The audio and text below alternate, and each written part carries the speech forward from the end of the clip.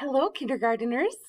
We're going to listen to a story in just a minute. First, we're going to talk about our learning intentions. I can answer questions about a book. And what do you use to answer questions about a book? You can use your illustration clues. Those are the pictures. You can use text evidence, the words, or you can make a connection. You can make a connection between what's in the book and what goes on in your life. You can make a connection between what's in the book and what you know about the world around you, or you can make a connection between what's in this book and what's in other books that you have read or that we have read as a class. All right, so this book is called What Do You Do with a Tail Like This? The writing in this book is kind of tricky. It moves around. It doesn't go in straight lines like most of the writing that we see in books. So we have to pay attention to where our sentences start, capital letters, and where they end with their punctuation. All right, Steve Jenkins and Robin Page wrote the book for us and drew the pictures. They worked together. So what do you do with a tail like this? Steve Jenkins and Robin Page are the author and the illustrators. The publisher is Houghton Mifflin. This is my title page. It gives us more information than the title. What do you do with a tail like this? This one also has some poems that start on page 32. So today we're going to listen to the story, and then on Thursday we're going to listen to the poems.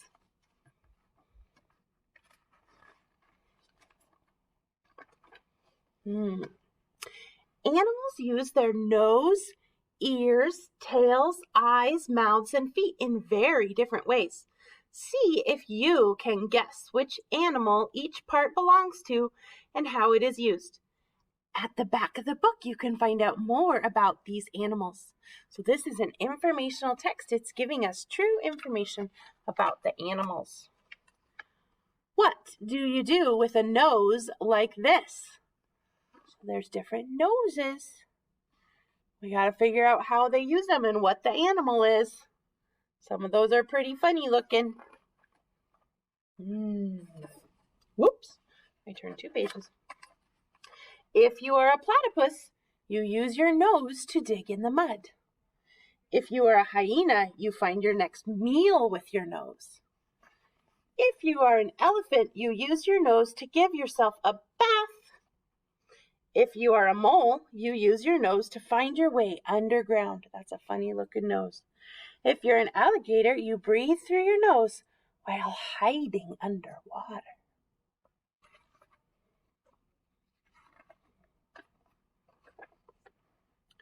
What do you do with ears like these? So let's see. Some of these ears don't even look like ears to me. Let's find out what animals they belong to. If you're a jackrabbit, you use your ears to keep cool.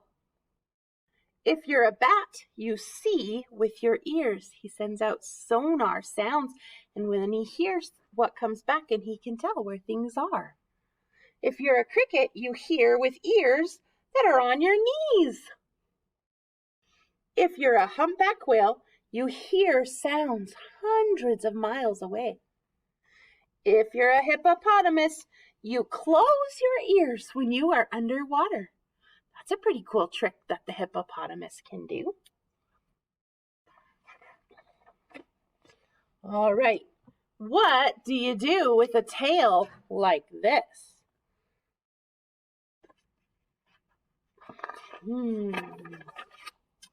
If you're a giraffe, you brush off pesky flies with your tail.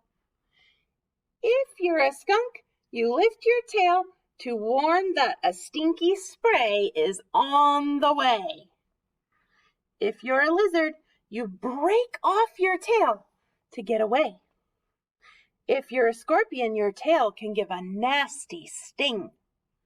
If you're a monkey, you hang from a tree by your tail. Look at the pictures. Can you name one animal on this page? Use your illustration clues. Yeah, did you say giraffe or skunk or lizard or scorpion or monkey? What do you do with eyes like these?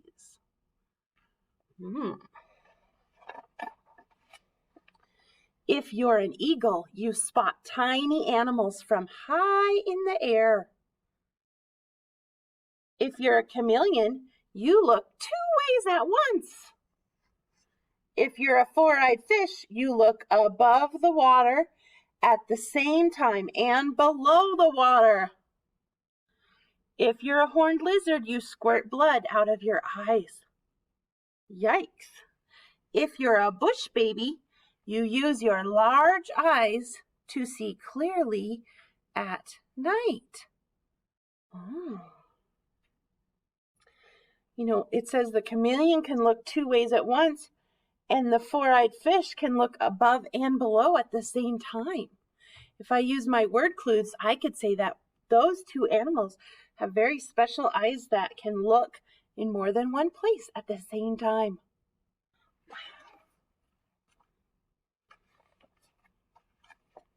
What do you do with feet like these? Those are some interesting feet. What do you think they belong to? Think in your mind what those might go to. Let's find out if you're right. If you're a chimpanzee, you feed yourself with your feet. If you're a blue-footed booby, you do a dance. That's called a blue-footed booby. If you're a water strider, you walk on the water. If you're a gecko, you use your sticky feet to walk on the ceiling. If you're a mountain goat, you leap from ledge to ledge. Which one of those has the most interesting feet, do you think? Think about which one of those has the most interesting feet.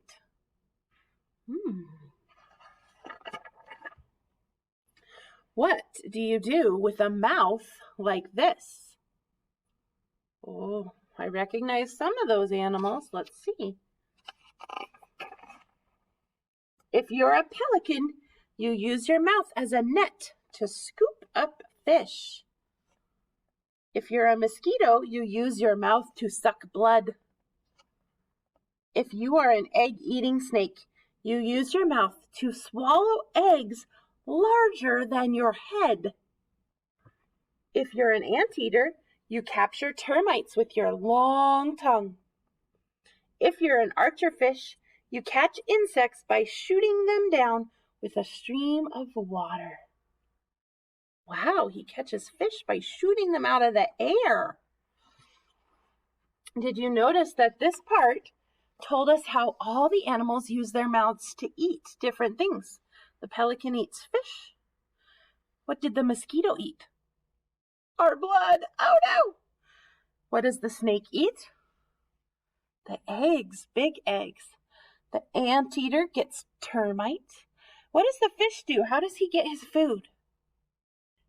He shoots it out of the air. Yeah, good job. Okay, this has lots of information about each of these animals, and we're not going to take the time on the video to read each of these, but maybe when we're back in school, you can come and take a look at my books and find out a little bit more about each of these animals. There's 2 whole pages with lots of great information. All right. Thank you for listening. We'll see you later.